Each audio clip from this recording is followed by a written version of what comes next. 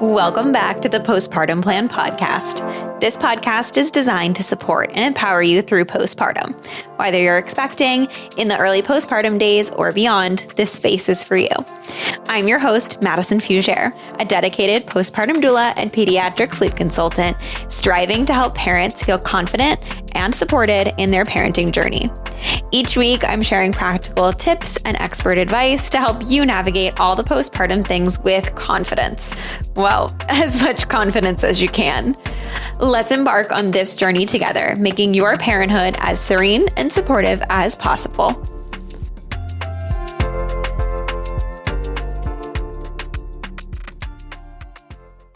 Danielle is a wife, proud mom of 4 little ones, certified pediatric sleep consultant, and owner of Restful House. She's passionate about promoting restful sleep for both kiddos and adults. Being a parent to 4 kiddos, all close in age, she quickly realized the vital role that quality sleep plays in her and her husband being the best parents that they could be. After they welcomed their youngest in 2021, she felt a strong calling to embark on a journey to assist other parents and caregivers. Each of her 4 children took a unique sleep journey. First-handedly learning that every child is different, she uses her own knowledge of sleep in addition to her certifications to help navigate parents through this sleep with their little ones. She truly believes that there is no one-size-fits-all for sleep training. When parents have support in their postpartum experience, whether it's their first child or their 4th, they can thrive. She's a regular mom. Some days she's got motherhood all figured out, while other days she's counting down the minutes until bedtime. When she's not immersed in the world of sleep coaching, she's a food enthusiast and enjoys fleeting moments of silence and a lover of travel. Hi, Danielle. Welcome to the podcast. I'm super excited that you are here with me today so that we can talk all about bedtime routines and what it's like adding kiddos to the bedtime routine that you may have or not have right now. So it's going to be a good one. Thank you for joining me. Thank you so much for having me today.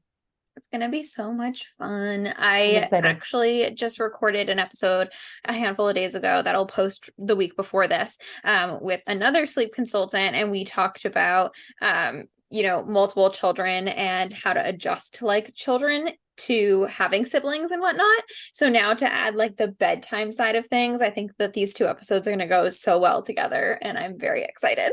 Absolutely. Those are great topics. Yeah. So before we kind of jump into all the tips and tricks, do you want to tell everybody a little bit about you and kind of what got you into all of this? I know in your bio you have 4 kiddos, but what got you to where you are now and kind of what kind of things do you offer now? Yeah, absolutely. So I'm Danielle. I'm the owner of the Restful House. I am a wife and mom to 4 little girls.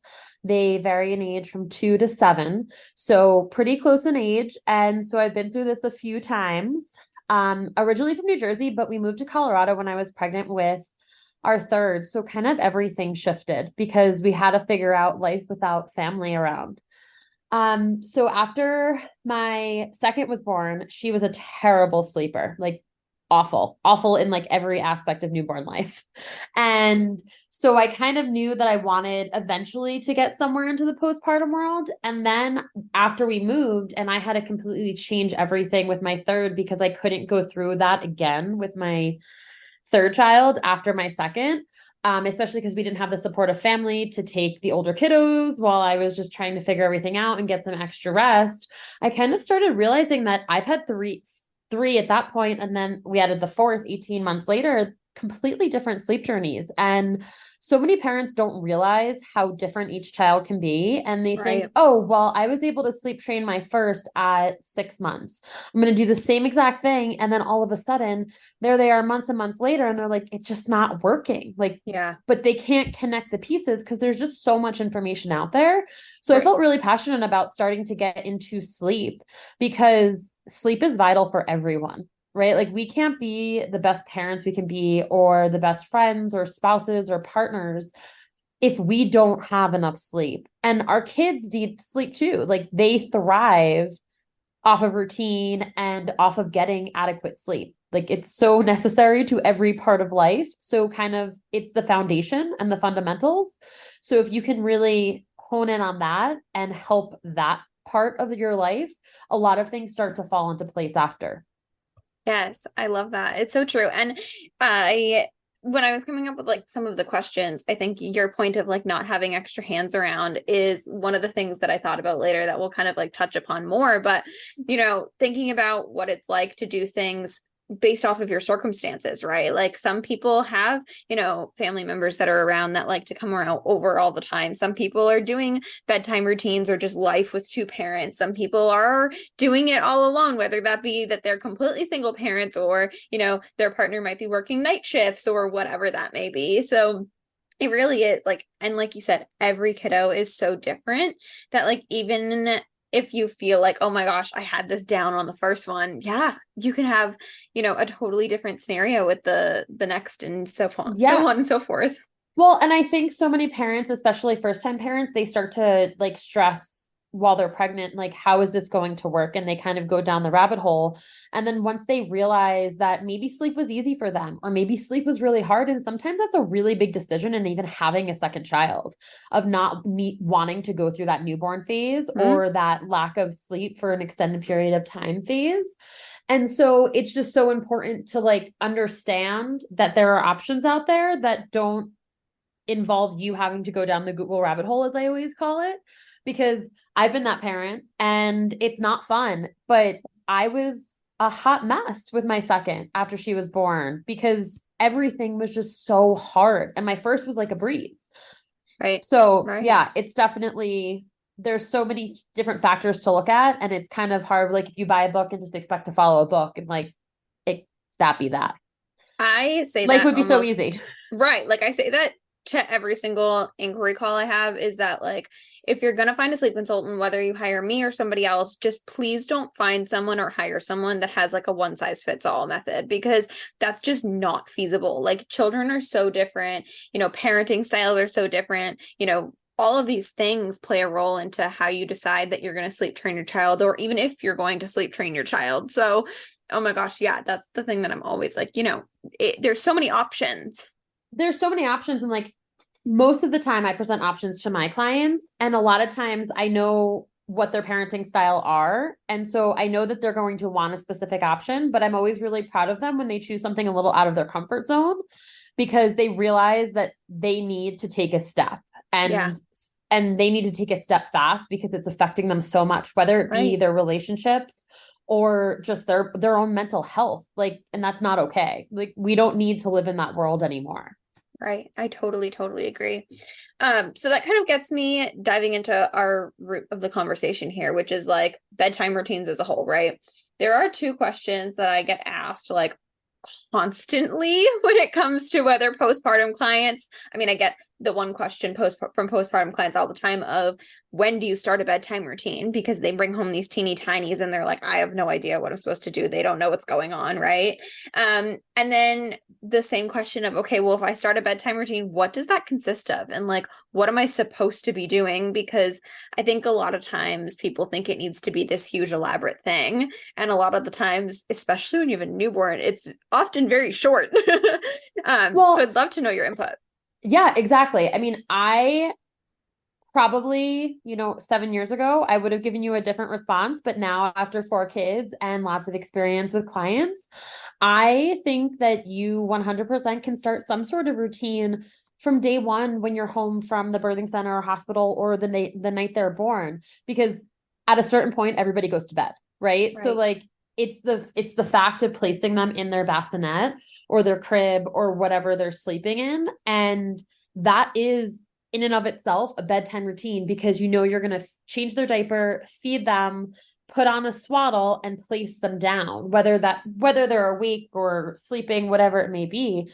But I think having some sort of idea of it's signaling your body that it's bedtime because we do that as adults. Mm-hmm. And it's also signaling the baby's body that it's bedtime. So we're going maybe into a different room, or maybe we're going into a dark room and it's not well lit.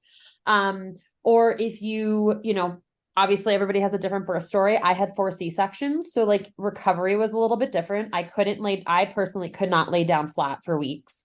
So it was a little bit different for us. But in that same breath, like a baby's routine is so much different than a schedule. And I think parents think schedule and routine are the same thing. I And could that's, not say literally quote of the century. yeah, I think so many parents ask that question because in their brain, a schedule and a routine equal the same thing because as adults, our routines are our schedules. Right. And as your children grow and they get into school, like their schedules are the routines. We leave the house at 7:30 every single morning for school. That's our schedule, but it's also our routine. But it's everything that leads up to it that we've just taught our children to do in a specific way so we can get out the door easily. But the same thing goes for babies. And I think it's so hard for some people to understand because it's not.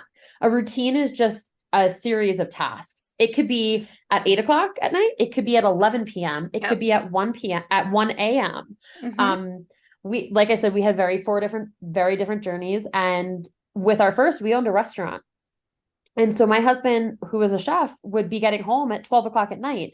So technically, our baby didn't really go down until 12 a.m., 1 a.m. And that was our norm. But that's when the bedtime routine started, and it could, I typically don't say stay up that late, but for a newborn, like it's not a schedule. It's not a timed event. And so I think that's what's really hard sometimes for parents to understand and kind of like For sure. grasp the concept. Yeah. So I think that's so huge. And I get asked all the time about, these idea of like when are they going to have like a schedule? When are they going to be able to be on a routine? And it is so important. I find myself all the time explaining the difference between the two. And then, explaining that often the circadian rhythm doesn't click in until they're about 3 months old. So, you're going to be really on basically a 3 hour clock or so for a while there.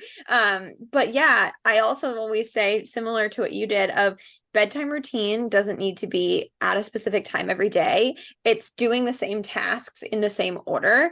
And whether they realize that you're doing it right away or it takes them weeks or months or whatever to realize it's a bedtime routine, it's a cue to your brain of like, oh my gosh, we made it through the day. We're going to be okay. We're going to sleep. Like, you need that too. yeah, absolutely. And I think also something, especially for newborns, that probably is harder for first time parents or harder for second, third, fourth time parents who have had very drastically different experiences with their newborns is that sometimes sleep happens earlier and maybe like the bedtime routine for your baby didn't happen.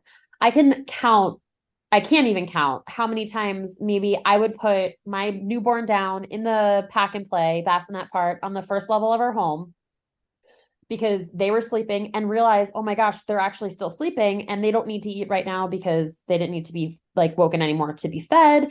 And we kind of just left the baby down there. And maybe I hung on the couch that night and slept on the couch until they woke up for the first time. And then we went upstairs and into our bassinet. Like there's always going to be a blip, if you Right. will, in your life with a newborn. Nothing is ever going to be perfect, but you can try to do it as much as possible to make it easier as they grow because then your body's already in that routine and their body, even though they're little, is already in that routine that they know that, we're in the bassinet, it's time for nighttime sleep by the time they start reaching that point. I love that. That's so true. Now, when you start implementing these bedtime routines, what do you find the bedtime routines will typically consist of? And are they typically the same when you're starting as a newborn all the way through, or are you finding that often things are like kind of changing and evolving as the kiddos are getting older? I think your routine always changes and evolves as kids get older. And like with newborns, some babies do really well with a warm bath. Um, and some parents enjoy that time of giving them a warm bath and then kind of like having more of an elaborate routine, if you will, where it's a warm bath and maybe it's just some cuddles with the partner who hasn't been home all day or whatever it may be, and then a feed. And then maybe it's the other partner takes the baby when you have two people at home and maybe you pump or whatever it may be. And then, just maybe another feed and then a swaddle and down, and whether that's rocking to sleep or shushing to sleep, or, maybe they just like chilling out on their back by themselves, and that's awesome. But I think it kind of you have to find your own rhythm for your family. But as far as a newborn goes, I consider a routine going into the room that you're sleeping in and feeding and changing a diaper and swaddling and trying to get them to sleep. Yeah.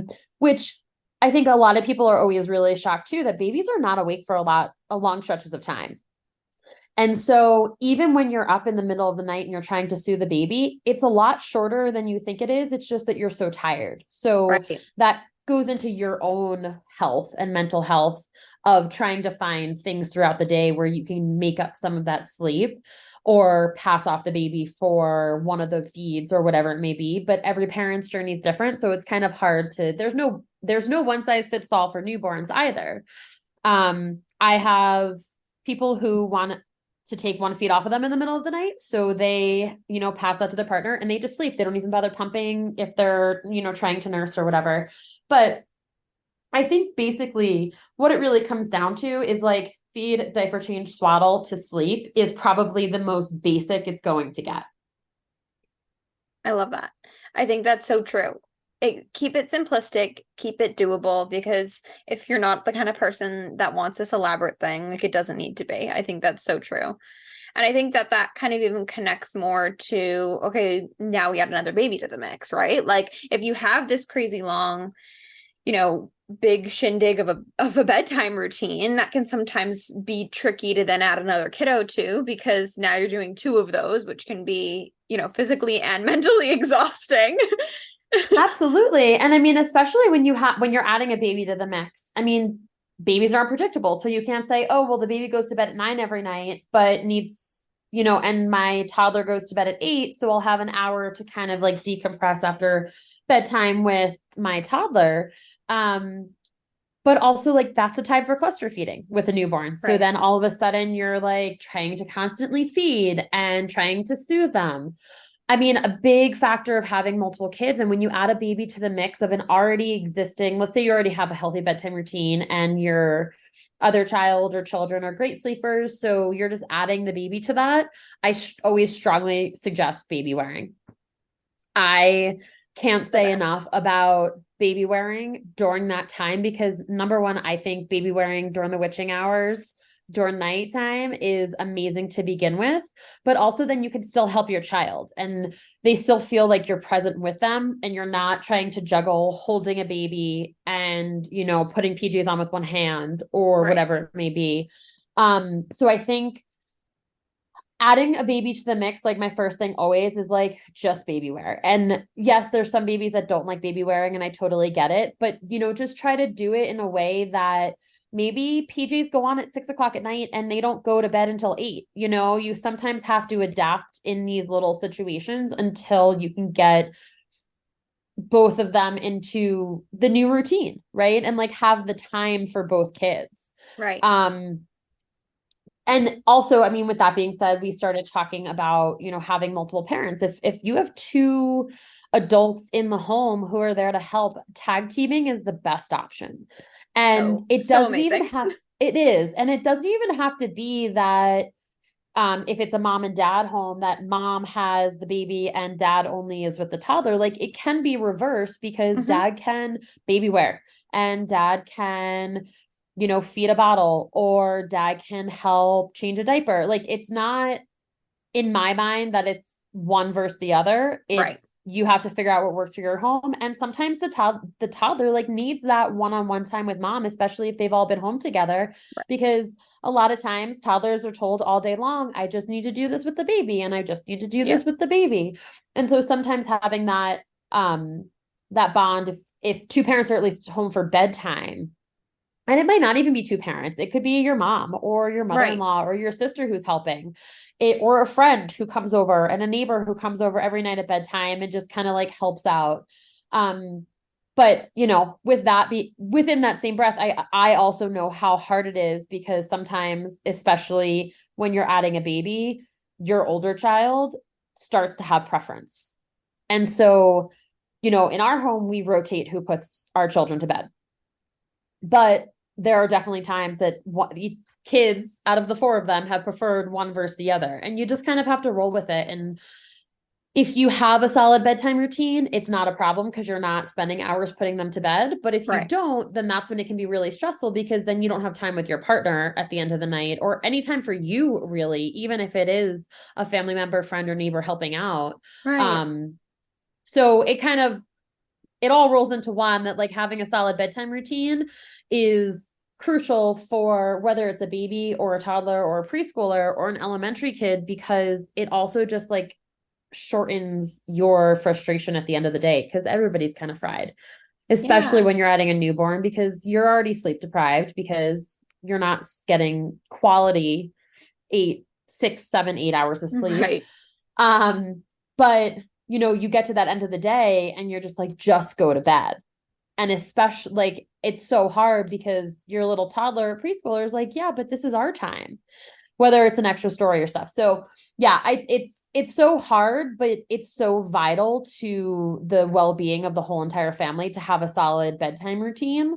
That when you add a baby in, like the easiest thing to do is just to baby wear. And sometimes you have to adjust bedtime for your toddler or preschooler because you're cluster feeding and the baby needs another bottle.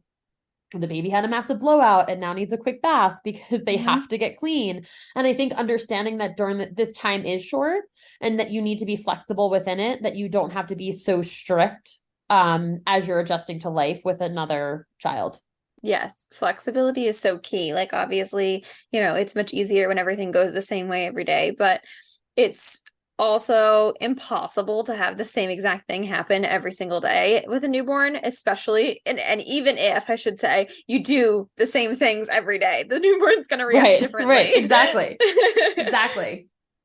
I love that. Now, let's say listeners are tuning in and like preemptively thinking about all of this, and their newborn hasn't joined their family quite yet. Are there tips or tricks or things that they can kind of implement now to prepare their family for adding like another kiddo to the mix?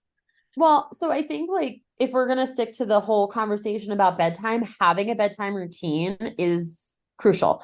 Yeah. And the fact you want your older child, and now I understand like there are some people that have babies very close together. I mean, my Right. youngest two are 18 months apart almost to the day. Oh So my my gosh. 18-month old is, and then my oldest was 5 almost to the day when my fourth was born. So it's kind of you have to look at the age of the child. So if you have a young toddler, just having that solid routine, like they're smarter than we think they are. So Oh, they 100%. know like an 18-month-old baby and is not even technically a baby anymore, but an 18-month-old little toddler knows that we go into the bathroom when we brush our teeth and then we put our PJs on. And if you can instill that routine in them and have it be super repetitive, it will make a world of a difference in adding in the baby because Mhm. bedtime routine will be a breeze. Like you don't need to, but if you're not, like you could be fighting them to brush their teeth every single night. And like that is a mental drain that you Yep. don't need when you have a newborn. So starting a new routine and implementing that is a great way to kind of start adjusting the household to it. Also, when a toddler has a routine, I mean, it's so much easier for someone else to put them to bed because Right. it's not, and maybe it's not fully to bed. Like, I'll take that back because I do understand when you're pregnant, children totally sense it. And when you have a baby, children know that something is shifted. And so you Right. don't want to constantly push them off. But so you could do the routine with grandma and then maybe mom tucks them, reads the story and tucks them up. Um, and so, just having that solid routine. But overall, I mean, preparation, I can't express to you enough how many times I would say to every single child, there's going to be a baby and talk about it. And even when, my third was 9 months old when I got pregnant, we probably started that conversation as soon as she turned 12 months old. Hmm. And we were like, there's going to be a baby. And just constant repetition of talking about it. I don't feel any of my children had a hard time adjusting to a baby being there. But I Right. was also probably so nervous about them having a problem that that's why I started the conversation so early and just constant repetition of the same conversation. And I mean, at least in our household, it really helped. And it's not like I had to go out and buy them baby dolls. We read some books about it, but it was just that constant repetition and making sure that their sleep was on track and good before the baby came, because you don't need to be dealing with two children who are not sleeping. Right. No, that's totally on point. And then, like I said, I recorded an episode earlier, and some of the things that you said are exactly very similar to what we talked about in that episode of how to prepare in a way, just as a whole, rather than just bedtime, but like as a whole, how do you prepare your kiddos, and communication and all of that is so, so big. So I love that you mentioned that.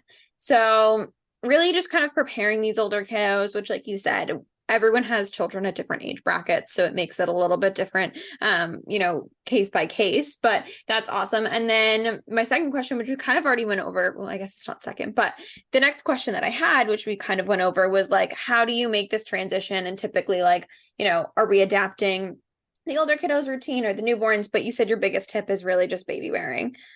Yeah, I mean, like, you're going to have nights where your older kiddos routine is not a routine at all, Right. because there are just going to be times where your baby, I mean, and even if you have an amazing baby, there are still going to be some days that they are just overly fussy and you're like, I don't even know what to do. And so, like I said, that might be a day that, oh man, this is going really south. Let's just grab PJs and let's get PJs on you, just because I have a moment and the baby's okay. Yeah.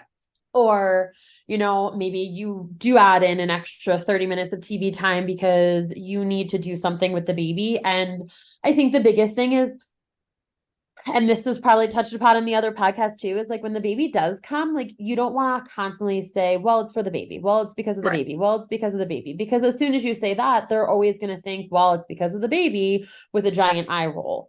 Right. As opposed to, hey, you get to stay up a little bit late tonight. Would you like to watch this show or this show? And you don't even have to include the baby in the conversation. Right. But I think it's just our nature to say, well, the baby needs to eat right now, so you can watch some more TV, as opposed to, hey, how about you stay up a little late tonight? And we're going to not do a bath, but you get to watch a show or play an extra game or, whatever. Yeah.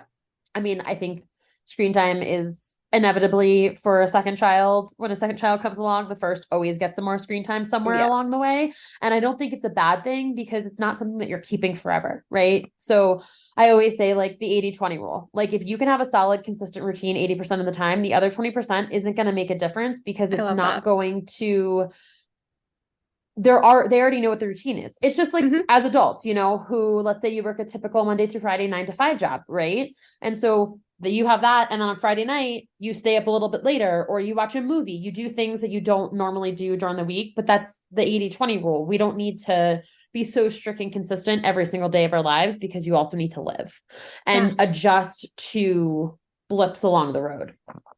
I love that. That's so true.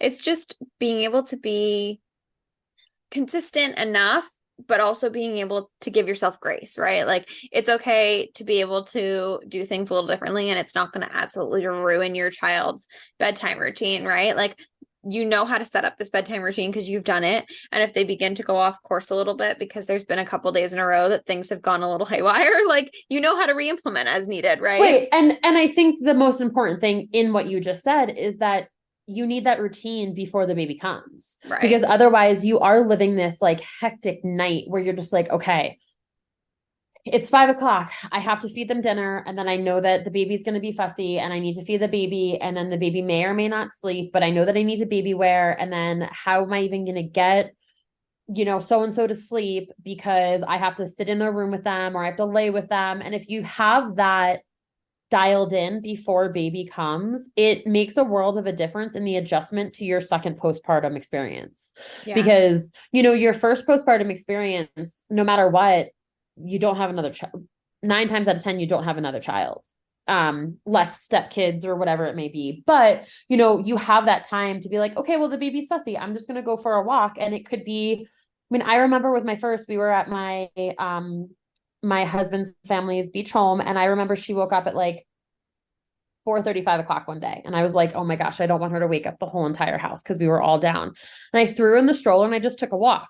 But as soon as the second came along, I couldn't do that. So like when she was there, I started pacing when my second was a baby and was having trouble or, sleeping or whatever it is, I was like pacing pacing the room Yeah. because I still had a baby sleeping inside. Because at the time my husband wasn't always down there with us, so I couldn't Yeah. just, peace out. Be like, hey, I'm gonna go walk our kid to sleep right now.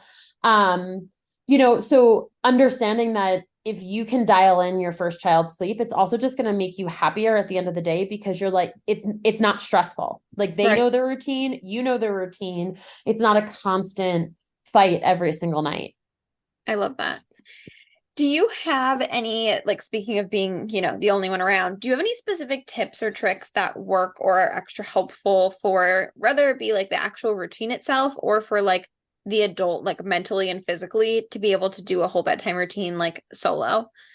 Yeah. I mean, so I think the most important thing is like to maybe take some deep breaths before you even start and understand that mentally it's the end of the day for you and your toddler is still going to test you at that point or your Right. preschooler or your early elementary kid. Like it All of them. happens. Like let's be like any kid, we're going through that. Like our 7-year-old is starting to have some serious sass sometimes. And I'm like, Oh I my thought we had some gosh. years on this. Thought we had some years, but I think just going in and saying, well, if it's not perfect, it's okay, but as long as it gets done and I'm not stressed out about it. So Yeah. sometimes, hey, like we're going to take some deep breaths or just, walking away for a minute if you need to walk away and Yes. giving yourself that grace. I think it's sometimes lost on us because for us, you can easily relate it to an adult, right? So you can be like, hey, this is my bedtime routine, whatever an adult's bedtime routine is, whether you do skincare or whether you shower or do your hair or whatever it is at the end of the day. And then some days you're like, oh, I'm going to be awesome and I'm going to read a book before I go to bed. And some days you're going to endlessly scroll on your phone and then you're going to look at your clock and be like, why did I just do that? And then you Right. stress yourself out. So, but we don't go into our bedtime routine thinking those things, but we do with children because we're trying to instill good habits in them. So I think the biggest thing is like if you're stressed, like give them another 5-10 minutes a week. Don't worry about that strict 7:30, 8 o'clock bedtime, whatever it is, because an extra 5 or 10 minutes isn't going to be the end of the world for a toddler usually. But also just if they say, hey, I want 3 books tonight, and normally you only read one, sometimes you just have to say, yeah, okay. Like you have to pick and choose your battles at the end of the Right. day sometimes. And especially after you've added that newborn in, there's going to be a lot more maybe requests for things. And even if they already have that solid bedtime routine where it's like brush your teeth, go to the potty, get your PJs on, read a story, tuck up, good night, where that can be very short too. I think people think that as they get older, a bedtime routine needs to be even more elaborate and take a longer amount of time, where I think that a bedtime routine should be no more than 30 minutes. Right. Less a bath. I mean, some people bathe their children every night. I think a great way to eliminate that because that's a huge, it's messy. It takes time. And then with a Right. newborn, you're just like, I'm trying to dry a baby off, like the other kid off and all that stuff. Something I always suggest is like just eliminate that bath time for the end of the day. Yeah. Throw it in the day somewhere else, whether it be a morning bath if you don't have to be out of the house, or if they are home with you full time, midday bath. Love a good midday bath. But take whatever that big stressor is for you out of your routine. I love that. It's not necessary. And, if you're serious about sleeping on track and getting sleep, you're not going to be in this cycle forever. And I think that's important to remember too, that it doesn't it can always change, right? And you can always make a change in your life if it's not working for you. And if sleep isn't working in your home, you can change it. You just have to be strong enough to say, I'm ready to change it. 100%. I love that. Now, I would love to kind of wrap up a little bit with obviously every child we set is so different, right? Every family is so different. But if we were to like put all of this into action, would you kind of walk us through what your bedtime routine with 4 kiddos looks like? Because I'm sure it's hectic, but like I'm sure people would love to just kind of hear it so they can be like, okay, if she can do it, I can do it. Yeah. So I will add in that yes, my husband does travel, so there are definitely nights that I do it by myself. I will give you a bedtime routine. I'm going to give you 2 examples because we are at the point where we are not part of activities because I have a 2-year-old, a 3-year-old, a 5-year-old, and a 7-year-old. So over the summer when there aren't activities, when everybody goes to the bed at the same time, my 2-year-old and my 7-year-old. And I think it's a giant fallacy that older kids need to stay up later. There are times where that is a situation, which is where we are in life right now because of activities. We're deep in gymnastics. Oh my goodness. And so I think ideally, keep your kiddos on the same bedtime as long as possible. We used to go to bed at 6:30. We used to start our routine at 6:30 at night. And people were like, "Oh man, you put your kids to bed so early." I'm like, "Yeah, but number one, we have to be up early because we have to be out the door at 7:30." So I think that you need to look at where my kids Right. need to be up and eating breakfast by 6:45 so we can get out the door smoothly. But as far as doing it all, you go into the bathroom together. You start healthy hygiene from day one. So, or as soon as possible. So we all brush our teeth, and then it's taking turns going to the bathroom, and then it's washing hands and washing face and brushing hair and braiding it. So I have 4 girls. So, the hair Yep. adds a whole nother Yep. element to it, Especially I if you're not swear. doing bath time, you've got to tame the Exactly. mane.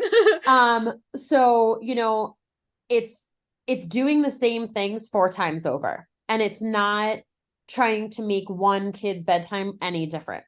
So then for a very long time, we all read together. So whether my oldest, when she started reading, would read a book, or I would read a book or two, or my husband would read a book or two, and then we would all say goodnight. And then it would just be one kid at a time, tucked up and in bed, and that was it. And it sounds so simple, but that's because the more kids you have, the simpler you can make bedtime, the better. Right. I know people who add bath time in because it buys them time at night. And I think that's kind of something that you need to experiment, whether bath time is a happy, great time for you, or it's a stressful anxiety time for you, and just eliminate it and find, like, kids don't need to be bathed every day. I mean, unless they're like rolling around in dirt, but like when the winter comes around, like it doesn't need to happen. As far as now, I also have independent sleepers. So when we added the baby to the mix, we would do the 3, and the baby would be part of it with me, because if my husband was traveling and not home, she had to be, but it was the same thing.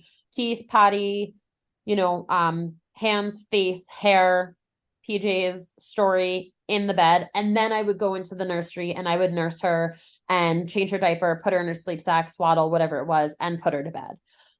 So I always like to take like the youngest kid out of it when there's a baby who needs to be nursed and stuff. And then just do them immediately after, as soon as they can go to bed at a very similar time. Right. As far as it goes now, we have 2 of our kids downstairs now and 2 of our kids upstairs, which completely like kind of rocked my world when we did it. I was like, oh my gosh, like now there's like multiple floors going on and whatever. So, we do our 2 youngest kids pretty much at the same time. So they go up together, they brush their teeth, they go to the potty, they wash their hands, they wash their face. I do hair, they put on PJs, and we read them a story together, and then they go to bed. And then the older kids are now old enough that they can brush their own teeth well enough. They can wash their hands. They can go to the bathroom. They can do that. They like brushing their hair, and then I braid it for them. And then some nights they want a story, and sometimes they want to read by themselves. So it's still the same concept though. So just when you add more kids, you just shorten your routine essentially, because you don't need to be taking all that time. And probably you're getting quality time with them anyway. That's the bedtime routine that is already stressful on parents, because you're like, oh my gosh, you just need to go to bed. I'm done. Like I'm mentally done with the day.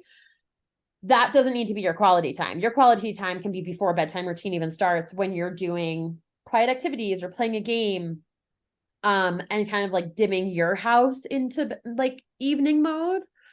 So I think the more you stress, the more stressful it's going to be. So if you can just say, this is our routine, whether you have a chart up on a wall so your children can visually see what they have to do next, step by step, or whether it's been instilled in them because they've been doing it for so long, the simpler, the better. And the less stressed you can be, the less stressed they're going to be, and the less stressed they're going to fight about, the less they're going to fight about bedtime and asking for more things. And I think love that. People, I mean, I get all the time. Oh my gosh, you have 4 kids. Like, how do Right. you do it? I'm like, you want to know what? Sometimes it just is what it is. Right. And sometimes if somebody had a really rough day, we just kind of cherry pick them out during our evening mode and we're like, it's time for bed. And we put one kid to bed.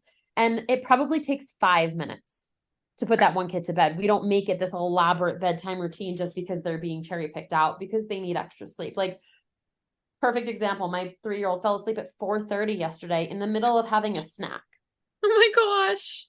And then she woke up 45 minutes later and I was like, "Do you want to go to bed?" And she's like, "Yep."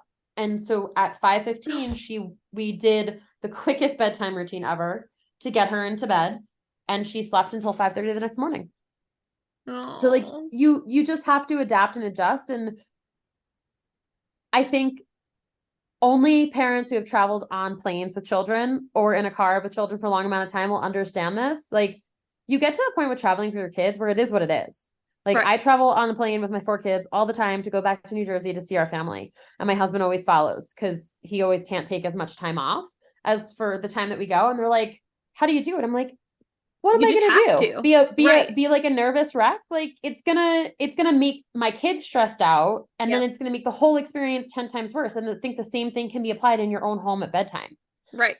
Right. So It's that you got your hands full idea that everyone tells you, but it's like, yeah, sure, I do, but what I have to go and do it. Like, how do you do it? Well, I like just do. Like, everyone has pawn to be off one of my everyone kids. has to fun, right? Everyone has to function. Right, like what am I gonna do? Pawn off one of my kids and be like, Yeah. here, they're yours now. And it's a decision that we made to have 4 children. And yes, it comes with its own challenges, but having one child comes with its own challenges too. Right. And so it's not that I have 4 kids and somebody has one and I'm comparing, because it's not. Every parent has their own challenges, having however many kids that they have. I love But it. as far as bedtime goes, the less you can stress, the less you stress, the quicker bedtime's going to go, the more time you have for you. And whether it's you and your partner or just you, it doesn't matter. You need But it. having that time for you at the end of the night to do what you want is crucial in your well-being as well. Yeah. Yes, I could not say that enough. Um, I like to wrap all my episodes by kind of touching in and seeing if you had one piece of advice and one product recommendation that you could share with a new parent. What would you suggest? What would you tell them to buy or do? So I guess like my biggest parenting advice is to like stop stressing. Yeah. And I know that it's so hard, but there are so many professionals out there who are specialized in every single field. And if you can seek help in that way, instead of going down the Google rabbit hole, it will completely change your life, whether it's having a postpartum doula or a newborn care specialist or hiring out a cleaning person to clean your Oh home my so that gosh, it's one yes. less thing to do, or hiring a sleep consultant or a lactation consultant. I think the best investment in your family is getting a service for your family. And I all of love it. those are services for your family, whether you think sleep is just for your child, your sleep's actually for the whole entire family. And 100%. lactation is for the whole entire family, because if you're stressed about feeding your baby, your partner's going to be stressed about feeding the baby, or your mom is going to be stressed that you're stressed about feeding the baby. So like, to do whatever you can to reduce your stressors. And like, if you don't like cleaning your house and you can get somebody to clean your house, do it. I Do mean, it. it's or mowing your lawn. And if it stresses you that your partner takes an hour out of his or her weekend to mow the lawn, find someone to mow the lawn for the Yeah, summer and take that stress out, and you don't have to take on the world. I love that. So true. Um, as I say, as somebody who like overbooks myself all the time because I'm just shuffling kids Yep. and with my business and whatnot. But I've taken stressors out of my life that I don't need to worry about anymore because it was just too much. So, you start to cherry pick things off, and it's been an investment in the whole family that we don't have to worry about it. I As love far that. as product recommendations, that's a loaded question because my oldest is 7, so I've I know had you've so got a many. whole thing of life. I think less is more. So don't buy a million things for your baby to sleep in. Um, I think having a carrier that you can wear them. I think having a stroller that can grow with them from a bassinet mode to a toddler mode. And I think having like quality swaddles and sleep sacks are probably my like top things. Like we invested in a really good stroller after our third was born, and I should have just done that with my first. Right. We got like the Up a Baby Vista, and my third and my fourth lived in that bassinet because we were always on the go. Right. And then we still have it and we don't use it as often, but it was great because at the time my 3-year-old could be in it and my 5-year-old could be in it, and it didn't really matter, but it made it so that we didn't have to just be in one spot. We live in a suburban neighborhood, so we have lots of green grass and, lots of places to play. But whether you're in a city, a suburban area, or even a rural area, having that solid option to take your kids out, I think is really valuable, because also they shouldn't be in the car seat, like out and about. And, so many parents just think that they should be because they come as travel systems. But those were probably like my most used baby items, was baby wearing and a stroller, because I wanted to be able to do something with them. Yeah. I don't think there's lots of products that I don't think that you need. And I think that you should have your guests or family invest in larger items that are going to last you. I think that's so true, especially if you're going to have multiple children. It's really so worth, investing in those systems, like you said, that grow with them or that you can add on to for having multiple children. That's huge. Yeah. And, it's not like there's this like magic product that's going to make them sleep longer, or there's a magic bottle that's going to help them eat better. Yeah. Like 9 times out of 10, when you start bottle feeding, you have to experiment with some bottles as to what works with your baby. And so people register for these big bottle systems, and it's like, do you even need them? Like, right. Where's your journey going to take you? And you don't know. Where some people agree from the start, don't want to try nursing at all, or just want to pump or whatever, or formula feed. And I understand that, but I don't think first-time parents understand the stress it is to find the right bottle for your baby. All of my kids had different bottles, 4 different bottles. And it ended up being my third had like the cheapest bottles on the market. Like the cheapest ones were what worked for her. And she ultimately ended up being my exclusive pumper turned into a formula kid, So I think people want to make everything so nice and cute and pretty. And in reality, babies don't need much. No. And there's a lot of money spent on items when it could actually be spent on services. I love that. It's so true. I say it all the time. Service is not stuff. It's the best stuff you can do. Yeah. I mean, I couldn't even imagine what my life would have been if I had a postpartum doula or a newborn care specialist or something. Like I think about it now, but 7 years ago, like it wasn't a thing. Really, it was few even and far still between. People are shocked when they're like, when I go out and I'm like, oh, I'm a postpartum doula or a sleep consultant, they start to get a little bit more. But postpartum doula, people are like, well, what is that? What do you do? Like, do you birth babies? I'm like, nope, that's a birth doula. Like, yeah, exactly. I mean, there's just exactly, services are so important, and that's what reduces your stress, not all the product in your house. All the products in your house just get you more stress because it takes up more space and more clutter. And then you look at a corner and you're like, we didn't even open that, so we don't even need it. Right. Now I'm going to put all of your stuff down below so people can check you out if they are, interested in chatting some more. But what kind of services do you want to tell everybody, like what kind of services you provide and what they can find while they follow you? Yeah, absolutely. So I'm mostly on Instagram at the Restful House, and I post lots of tips and tricks from anything from, newborns all the way up to early elementary kids, because I work with kiddos newborn-ish to 7. So, and I think so many people are like, whoa, you work with up to 7-year-olds? I'm like, yeah, because so many people struggle and they don't realize that they're struggling. But so I do one-on-one work.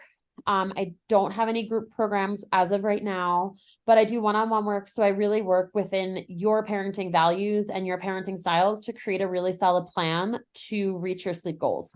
And everybody's sleep goals are different and everybody's journeys are different. And a lot of people don't realize that when they're thinking about a sleep consultant, that it is so true that every journey is different. And I like to work within your journey to get you to a better place. I love that. Well, thank you so much for joining me. I hope that people got lots of information out of this, and I hope I'll probably have you soon again, because we have so many more things we could talk about. Yeah, I know, right? I mean, we just scratched the surface today, but this was great. Thank you so much for having me. Thank you so much for tuning into the Postpartum Plan podcast. I hope that today's episode brought you support, relatability, and valuable insight. Remember, you're not alone on this journey. If you enjoyed the show, please subscribe and leave a review and share with any of your prenatal and postpartum friends and family. Your feedback helps us reach more parents seeking support. And if you're looking for additional resources, please feel free to connect via Instagram at Serene Moments Doula for constant information, tips, and tricks, or check out my website, www.serenemomentsdoula.com. See you next week.